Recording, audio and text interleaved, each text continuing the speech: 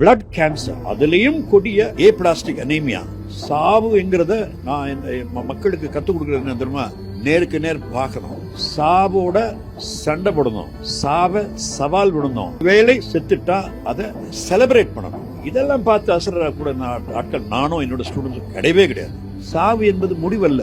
முடிவுக்கு இங்கிலீஷ்ல என்ன சொல்லுங்க? எண்ட். அங்கதான் தப்பு விடுறீங்க. முடிவுக்கு இங்கிலீஷ்ல எண்டே கிடையாது. முடிவுக்கு என்ன? டெசிஷன். முடிவுக்கு இங்கிலீஷ்ல என்ன?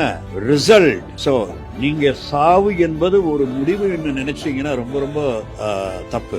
சாவுங்கிறது ஒரு டெசிஷன் தான். ஒரு மனிதனாக நினைத்து எல்லாருக்கும் சாவு வரதான் போகுது. என்ன கேட்டா பிளட் கேன்சர், அதுலயும் கொடிய ஏப்ளாஸ்டிக் அனீமியா, வேகமா கொல்லக்கூடியது மாதிரி ஒரு ஆண்டவன்ட்ட ஒரு மிகப்பெரிய வரம் இருக்க முடியாது.